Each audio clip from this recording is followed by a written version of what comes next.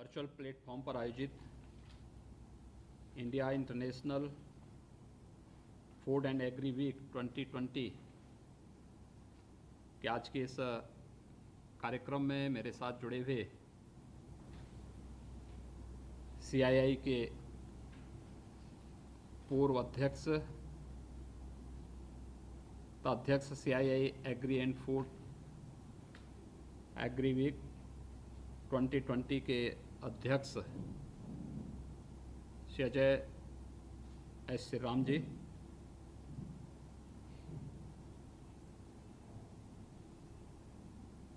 महानिदेशक director general CII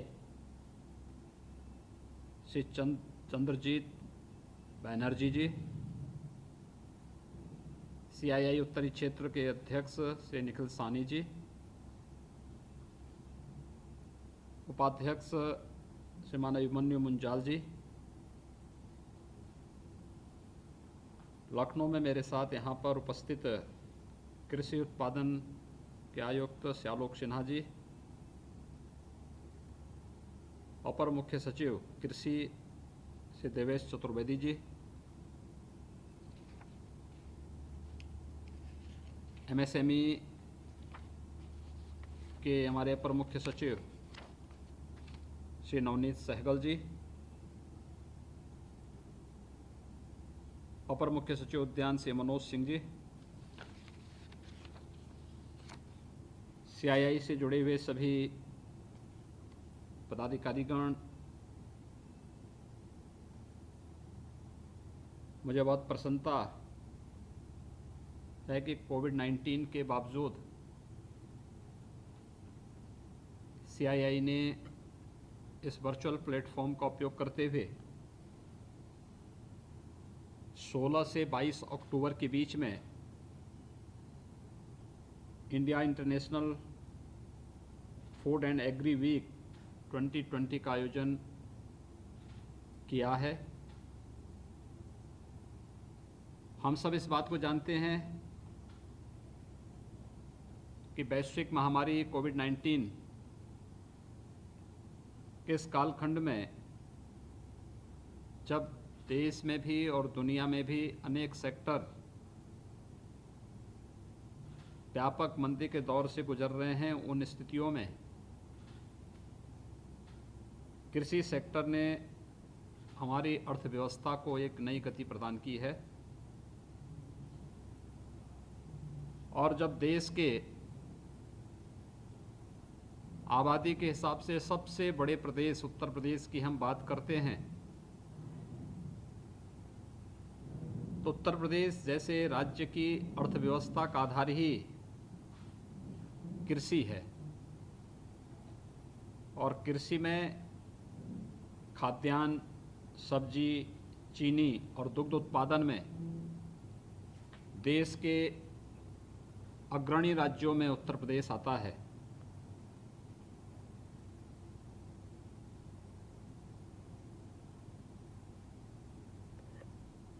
कोविड-19 के इस कालखंड में जो ये आयोजन हो रहे हैं, ये वास्तव में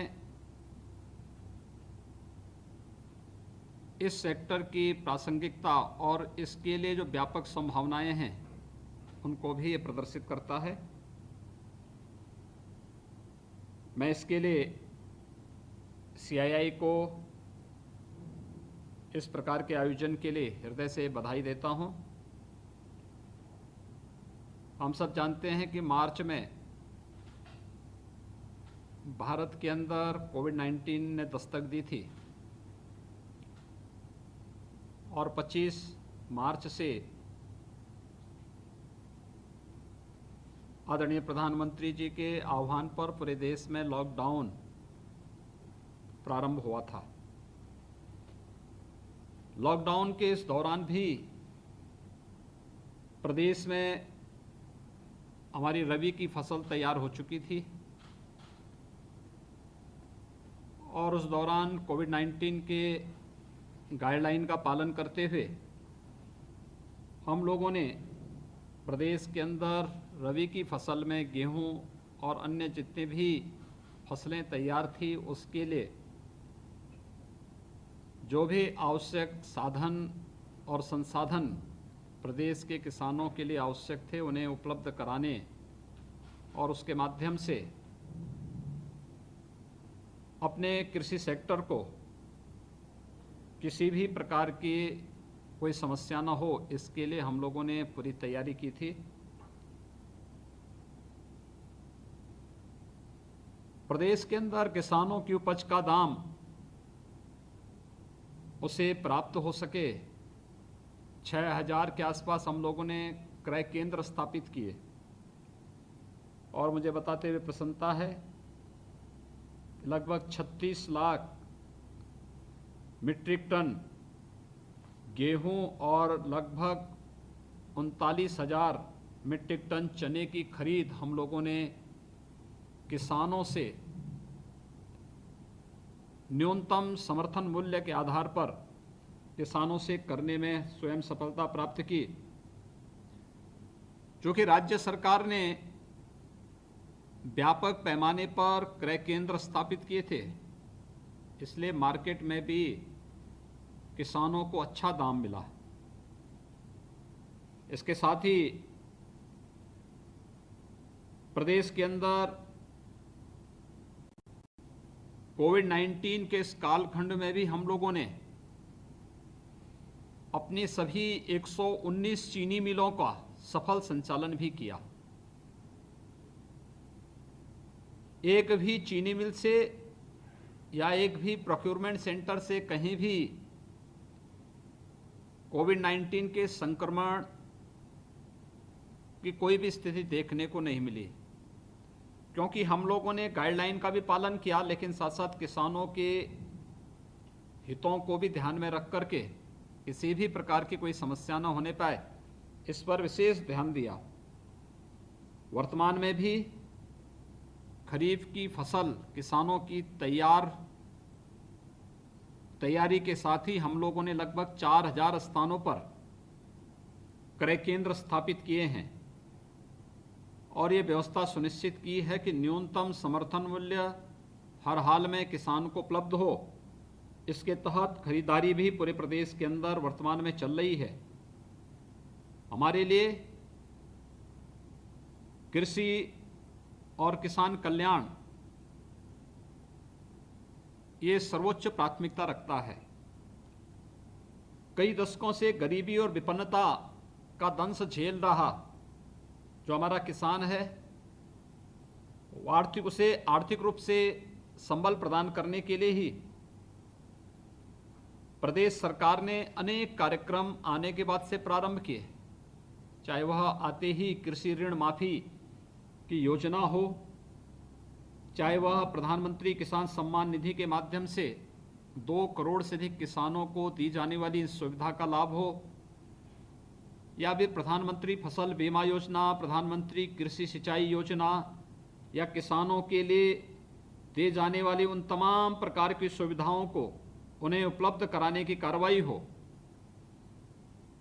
व्यवस्थित रूप से इसे प्रदेश के अंदर लागू करने का कार्य किया गया। प्रदेश में किसानों और खेती किसानी को किसी भी प्रकार की कोई समस्या न होने पाए, इस दिशा में जो भी आवश्यक कदम समय समय पर उठाने की आवश्यकता थी, प्रदेश सरकार ने इस दिशा में उस प्रकार के कदम उठाए हैं। और मुझे बताते हुए प्रसन्नता है कि भारत सरकार का भरपूर सहयोग प्रदेश को इस संबंध में लगातार प्राप्त हुआ है और निरंतर अभी भी प्राप्त हो रहा है। राज्य सरकार ने कृषि निर्यात नीति जारी कर किसानों की आय में वृद्धि के लिए कृषि निर्यात के प्रोत्साहन की भी एक पहल की है और उत्तर प्रदेश में मंडी अधिनियम में संशोधन करने वाला उत्तर प्रदेश देश के अग्रणी राज्यों में एक है। उत्तर प्रदेश में हमारे 92% किसान लघु और सीमांत के दायरे में आते हैं, यानी छोटी जोत होने के कारण उन किसानों को आर्थिक उत्थान के लिए संगठित करना भी आवश्यक है। इस दृष्टि से भारत सरकार ने अभी 10,000 से अधिक 10,000 एफपीओस के गठन के लिए जो कार्रवाई प्रारंभ की है, उसके अंतर्गत राज्य सरकार ने भी ये प्रयास प्रारंभ किया है कि हम लोग पहले चरण में उत्तर प्रदेश में हमारे पास 825 विकास खंड हैं। हर एक विकास खंड में हम लोग पहले चरण में एक एक एफपीओस का गठन करने की कार्रवाई हमारी प्रारंभ हो चुकी है और इसके माध्यम से हमारा प्रयास है कि एफपीओस के माध्यम से उद्यमियों और प्रसंस्करणकर्ताओं को उनकी आवश्यकता के अनुरूप कच्चे माल की उपलब्धता हो सके। इस दृष्टि से यह कार्रवाई हम लोगों ने प्रारंभ की है। किसान अपने उत्पादों को सुविधानुसार लाभकारी मूल्य पर विक्रय कर सकें, इस उद्देश्य के साथ 45 कृषि उत्पादों को हम लोगों ने प्रदेश में मंडी शुल्क से भी मुक्त किया है। इससे किसानों को स्वेच्छानुसार उनके उत्पादों के विक्रय का अवसर मिला है, जो उनकी आय में वृद्धि में उपयोगी सिद्ध होगा। आदरणीय प्रधानमंत्री जी ने 1 लाख करोड़ रुपए के कृषि इंफ्रास्ट्रक्चर फंड में जो घोषणा की है, उत्तर प्रदेश ने उसके अनुरूप अपने यहाँ कार्रवाई प्रारंभ की है। इससे संबंधित प्रस्ताव हम लोग भारत सरकार में पहले ही प्रेषित कर चुके हैं और हमारा प्रयास है कि ग्रामीण क्षेत्र में किसानों की फसलों के सुरक्षित भंडारण हेतु सहकारिता विभाग के द्वारा आगामी 4 वर्ष में न्याय पंचायत स्तर पर 100 मीट्रिक टन से लेकर 5,000 मीट्रिक टन क्षमता के 5,380 गोदामों के निर्माण हेतु 2,600 करोड़ रुपए की योजना तैयार की गई है। इससे 8,50,000 मीट्रिक टन फसल को सुरक्षित रखने की एक भंडारण क्षमता अतिरिक्त प्रदेश के अंदर सृजित होगी। प्रदेश की 27 मंडियों को आधुनिक किसान मंडी के रूप में विकसित किया जा रहा है। 24 मंडियों में फल सब्जियों के सुरक्षित भंडारण के लिए कोल्ड स्टोरेज और राइपनिंग चैम्बर्स की सुविधा का भी निर्माण वर्तमान में किया जा रहा है। राज्य में पहले से उपलब्ध जनपद लखनऊ व सहारनपुर के 2 मैंगो पैक हाउस के अतिरिक्त जनपद अमरोहा और वाराणसी में 2 मैंगो पैक हाउस का निर्माण वर्तमान में कराया जा रहा है। प्रदेश में एक जनपद एक उत्पाद यानी 1 डिस्ट्रिक्ट 1 प्रोडक्ट की हमारी जो योजना है, इसको बढ़ावा देने के क्रम में कृषि पर आधारित उत्पादों पर विशेष बल दिया जा रहा है। इससे किसानों को सीधे लाभ प्राप्त हो सके और इसी क्रम में उद्यान और खाद्य प्रसंस्करण विभाग द्वारा आत्मनिर्भर भारत अभियान के अंतर्गत प्रधानमंत्री सूक्ष्म खाद्य उद्योग उन्नयन योजना के अंतर्गत 5 वर्ष की अवधि में 37,805 उद्यमों के उन्नयन का एक लक्ष्य निर्धारित किया गया है। इसका बेसलाइन सर्वे और ओडीओपी का चिन्हांकन पूर्ण कर लिया गया है और बहुत शीघ्र मंत्री परिषद से इसे अपनी स्वीकृति भी प्राप्त होगी। पूर्वी उत्तर प्रदेश में सिद्धार्थनगर जनपद समेत हमारे 11 जनपद काला नमक चावल के लिए जीआई सूची में दर्ज किए गए हैं। इससे बासमती के साथ साथ काला नमक चावल के क्षेत्र में भी प्रदेश अपनी एक विशिष्ट पहचान स्थापित कर सकेगा। यह उपलब्धि विदेशी मुद्रा अर्जित करने में भी कारगर सिद्ध होगी। इसके लिए भारतीय कृषि अनुसंधान संस्थान नई दिल्ली, श्री नरेंद्र देव कृषि विश्वविद्यालय अयोध्या, कृषि विज्ञान केंद्र गोरखपुर, सिद्धार्थनगर, देवरिया का एक मेगा प्रोजेक्ट जो नेटवर्किंग मोड पर हम लोगों ने स्वीकृत किया है। निजी क्षेत्र के लाइसेंसधारी शीतगृह जिनकी भंडारण क्षमता 4000 मीट्रिक टन से कम न हो और खाद्य प्रसंस्करण इकाइयां जिनकी क्षमता 10 टन प्रतिदिन से अधिक प्रसंस्करण करने की है, ऐसे सभी इकाइयों को मंडी उपस्थल घोषित किया गया है। मंडी उपस्थल को राज्य सरकार द्वारा इस वित्तीय वर्ष के लिए शुल्क और बैंक गारंटी से भी हमने उसे मुक्त किया है। वाराणसी व आसपास के क्षेत्रों में किसानों द्वारा उगाई गई सब्जियों के निर्यात की बहुत संभावनाएं हैं। गत वर्ष यहां से अरब देशों को सब्जियों का निर्यात किया गया था। सरकार द्वारा गठित किए गए कृषि उत्पादक संगठनों द्वारा संगठित रूप से अधिक मात्रा में सब्जियों का उत्पादन होने से इसके निर्यात की संभावनाएं और विकसित होंगी। भारत सरकार द्वारा हाल ही में जारी कृषि हितकारी अधिनियम के माध्यम से किसानों को अपने उत्पाद कहीं भी विपणन तथा उसके भंडारण की स्वतंत्रता दी गई है। इसके अतिरिक्त किसान या किसानों के समूह अपने उत्पाद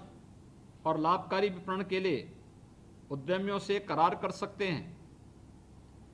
इससे निश्चित तौर पर कृषि क्षेत्र में बड़े पैमाने पर उद्यमिता की संभावनाएं विकसित होंगी। इससे प्रदेश के किसानों के साथ ही उद्योग जगत को भी भरपूर लाभ प्राप्त होगा। मुझे विश्वास है कि CII के इस आयोजन से प्रदेश के किसानों और कृषि क्षेत्र को एक नई ऊर्जा प्राप्त होगी। साथ ही इसमें प्रतिभाग कर रहे उद्यमी प्रदेश में कृषि क्षेत्र की अपार संभावनाओं को देखते हुए विभिन्न फसलों, सब्जियों, फलों, दुग्ध तथा अन्य क्षेत्रों में उत्पादन और प्रसंस्करण इकाइयों की स्थापना के लिए भी प्रेरित होंगे। मैं एक बार फिर से CII के इस आयोजन के लिए हृदय से अपनी शुभकामनाएं देता हूं और विश्वास व्यक्त करता हूं कि उत्तर प्रदेश जैसे राज्य में जो व्यापक संभावनाएं हैं, उन संभावनाओं के माध्यम से प्रदेश के किसानों के जीवन में खुशहाली लाने के केंद्र और प्रदेश सरकार के इस अभियान में CII भी अपना योगदान निरंतर हमें उपलब्ध कराएगा। मैं एक बार फिर से आपके इस पूरे आयोजन के प्रति हृदय से अपनी शुभकामनाएं देता हूं। धन्यवाद। जय हिंद।